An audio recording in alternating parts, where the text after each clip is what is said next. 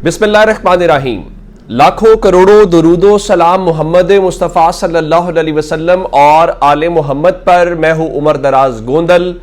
मैंने आपको सुबह वाली वीडियो में बताया था कि इलेक्शन का तकरीबन फैसला हो गया है, चूंकि उस वक्त तक 270 की लाइन क्रॉस नहीं हुई थी और 230 और 40 के दरमियान उस वक्त इलेक्टोरल वोट्स थे। तो अब जो ट्रंप है वो 277 के करीब इलेक्टोरल वोट्स लेकर अमेरिका के बाज़ाब्ता सदर बन गए हैं और उन्होंने ये एजाज दूसरी बार हासिल किया है। इससे पहले हिलरी क्लिंटन को हराने का एजाज उन्हें हासिल है और दूसरी टर्म के अंदर भी उन्होंने खातून कैमला हैरिस को ही हराया है, तो दोनों बार उन्होंने खवातीन को हराया।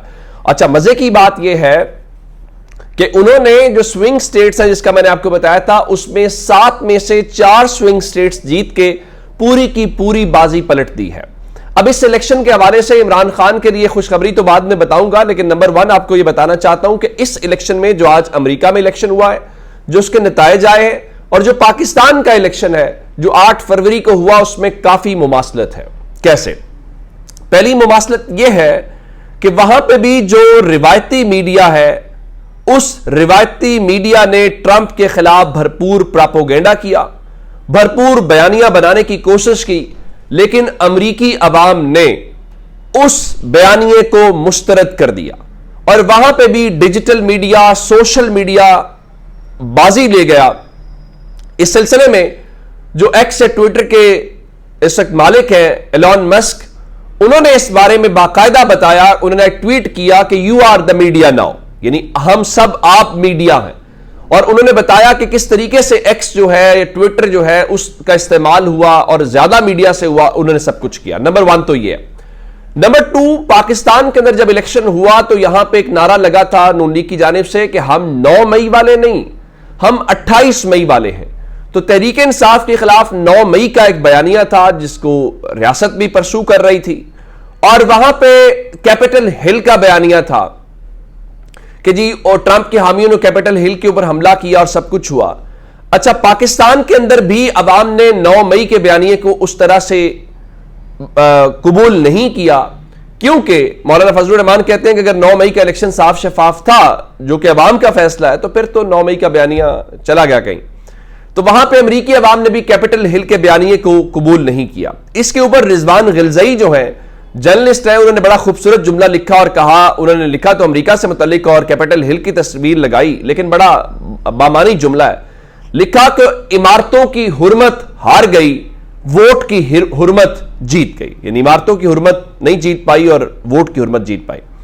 अच्छा, उसके बाद एक और इंपॉर्टेंट बात यह है कि पाकिस्तान और अमेरिका दोनों के अंदर जो जिनको वोट पड़ा, एस्टैब्लिशमेंट उनके खिलाफ थी या एस्टैब्लिशमेंट नहीं चाहती थी कि उनको वोट पड़े, लेकिन अमेरिका और पाकिस्तान दोनों की अवाम ने एस्टैब्लिशमेंट की मंशा के खिलाफ वोट दिया। एक और चीज जो आपको बतानी है वो ये है कि पाकिस्तान के अंदर हमने ये देखा कि पीडीएम मुखालिफ वोट पड़ा, लेकिन दूसरी जानिब अमेरिका में पीडीएम को जिससे उम्मीदें थी उसके खिलाफ वोट पड़ा। लेकिन फर्क यह है कि पाकिस्तान में पीडीएम के लिए इलेक्शन नताइज को तब्दील कर दिया गया, लेकिन अमेरिका के अंदर यह काम नहीं हुआ और जो जिनको वोट पड़ा उन्हीं की बुनियाद के ऊपर जीत हुई। लेकिन एक बात आपने याद रखनी है कि ये जो मैंने ओवरऑल सिनेरियो रखा है, मीडिया की आपने बात याद रखनी है। इस मीडिया ने पाकिस्तान के अवाम को डॉज दिया, अमेरिका के अवाम को डॉज दिया। इवन इंडिया के अंदर ये मोदी को 400 सीटें जिता रहे थे, लेकिन एट द एंड क्या हुआ? इवन हमारे यहां पे तज्जियाकार नजम सेठी समेत बता रहे थे कि कैमला हैरिस जीत रही हैं और सब कुछ हो रहा था। अब ये तो हो गई वहां पे सिचुएशन। फिर हमारे सहाफियों को बहुत सारा मसला है। मुझे नहीं इल्म के अमेरिका में अगर कैमला हैरिस भी जीत जाती तो हमारा उससे क्या कंसर्न है। तो पाकिस्तान में कुछ सहाफी इतने चिढ़ रखते हैं ट्रंप से। मिसाल के तौर पे उमर चीमा ने कहा कि अगर मैं अमेरिकन होता तो मैं ट्रंप के खिलाफ वोट करता, लेकिन अब चीमा साहब पाकिस्तान के अंदर आपके वोट की वक़्त नहीं है मेरे वोट की, तो वहां पे क्या होगा अब सब जानते हैं। अब रिजल्ट्स तो आ गए, रिजल्ट्स आने के बाद अब उसके बाद का सिनेरियो रखते हैं। पहली खुशखबरी यह है कि इमरान खान का, चूंकि तहरीक इंसाफ का ख्याल या ये है उनके हामियों का कि ट्रंप आएंगे तो इमरान खान के लिए आसानियां पैदा होंगी। अब ये आसानियां पैदा होती हैं या नहीं होती, इसका तो कुछ महीने इंतजार करना पड़ेगा, क्योंकि नवंबर में उन्होंने अभी जीते हैं, अभी 2 महीने के बाद वो सदर के तौर के ऊपर आएंगे जनवरी में जाके, और उसके बाद देखेंगे कि अमली तौर पे होता क्या है। गो के ट्रंप ने जो स्पीच किया वो बड़ी मानी खेज है।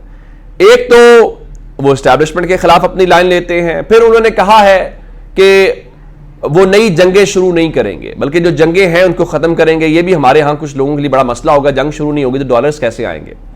फिर उन्होंने ये बताया कि ये अवाम की जीत है, और फिर जिस तरह सेनेट में भी उनकी पार्टी को जीत मिली है, उनका ये बहुत तारीखी और तज्जियाकार भी कह रहे हैं कि ट्रंप बहुत पावरफुल प्रेसिडेंट होंगे।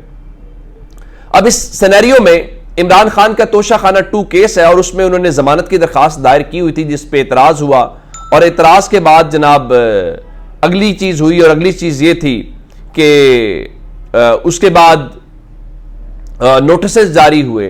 तो अब जो तोशाखाना 2 केस है उसमें जो जमानत की दरखास्त है उसको समाअत के लिए मुकर्रर कर दिया गया। ये इलेक्शन के बाद की पहली अच्छी खबर है। और 12 नवंबर को इमरान खान की जो तोशाखाना 2 केस में जमानत है उसको इस्लामाबाद हाई कोर्ट में जस्टिस मियां गुल हसन औरंगजेब जो हैं वो उसको टेकअप करेंगे और वो इस केस की समाअत करेंगे। और इस केस के अंदर अदालत ने FIA को आइंदा समाअत के लिए नोटिस जारी कर रखा है। जाहिर है वो कोई हीले बहाने करेंगे, लेकिन अदालत इसके ऊपर 12 तारीख को क्या करेगी ये एक इंपॉर्टेंट मैटर होगा। तो अब ये तो हो गया एक तरफ वाला मामला कि इमरान खान के लिए अच्छी खबर क्या है। दूसरी तरफ ये जो हमारे वुज़रा हैं उन्होंने इस्लामाबाद के अंदर किस तरीके से सफाई सुथराई शुरू कर दी है मैं आपको बताना चाहता हूं। ट्रंप को मुबारकबादों का आलमी सतह पर सिलसिला शुरू हो गया है। फ्रांस के सदर से लेके हंगरी, ऑस्ट्रिया, इवन मोदी ने मुबारकबाद दे दी। और आपको पता है सबसे पहले मुबारकबाद देने की पहल किसने की है? कुछ 12:15 के करीब बिलावल जरदारी, दुनिया से भी पहले, और वो गए और उन्होंने कहा जी ट्रंप को मुबारकबाद हो उनकी कामयाबी के ऊपर और तारीखी कमबैक के ऊपर। और उन्होंने तो साथ आगे पता नहीं किस किस को, उनके दामाद को और उसके अलावा एलन मस्क को और पता नहीं किस किस को जो है वो किया और लिखा this is anti war victory. भाई आप जो है अभी तो जरा हिम्मत करेंगे, आपकी तो आसानियां लगी हुई थी और आप ये जो मुबारकबादें दे रहे हैं सिर्फ मुबारकबादें नहीं हैं। दूसरी तरफ कहा जा रहा है और मैंने ये खुद चेक भी किया है कि हमारे जो इस वक्त मिनिस्टर हैं एहसन इकबाल मुस्लिम लीग नून के, उन्होंने कुछ ट्वीट्स किए हुए थे ट्रंप के हवाले से। एक 26/10/2016 का है और उसके बाद उनका एक ट्वीट था जिसको US एम्बेसी ने पाकिस्तान के अंदर रीट्वीट किया था, जिसमें एक उनका ट्वीट था can you guess Pakistani Donald Trump, और फिर और कुछ लफ्ज इस्तेमाल किए हुए थे। अब उनके ऊपर कहा जा रहा है कि उन्होंने मुबैना तौर पे उन ट्वीट्स को डिलीट करके सफाई शुरू कर दी है ताकि पता ना चले कि हमारे वज़रा ट्रंप के बारे में क्या ख्यालात रखते हैं या क्या बात है। तो अब इससे मसला हल नहीं होगा। अब जो स्टेटमेंट्स देते आए हैं वो सबको पता है। इनका प्रॉब्लम यह है कि ये जो रिजीम चेंज पाकिस्तान के अंदर हुआ और उसके बाद जो बाइडेन की ज़ाहिर उस वक्त हुकूमत थी जब ये सब कुछ हुआ, तो अब इनका ख्याल ये था कि जो बाइडेन नहीं तो वही डेमोक्रेट्स आ जाएंगे तो उसके बाद तो मसला हल हो जाएगा। लेकिन वो मसला हल होता हुआ फिलहाल दिखाई नहीं दे रहा। और अब देखना यह है कि अभी अमेरिकन पॉलिसी के अंदर शिफ्ट क्या आता है। एक बात तो यह है कि अमेरिका का इंटरेस्ट पाकिस्तान में इस वक्त उस तरह से नहीं है। वजह यह है, मैंने आपको पहले भी बताया था, कोई जंग कोई लड़ाई आसपास नहीं हो रही क्योंकि लड़ाई और जंग में हम उन्हें चाहिए होते हैं। वैसे तो उन्हें इंडिया चाहिए होता है, मार्केट भी बड़ी है चाइना के लिए भी और उनका इत्तेहादी भी वही है। हम तो एक हायर्ड गन है, जब जंग होगी तो हमें इस्तेमाल कर लिया जाएगा, वरना उनको हमारी कोई ज़रूरत नहीं है। अपना बहुत सारा ख्याल रखिएगा। खुदा हाफिज।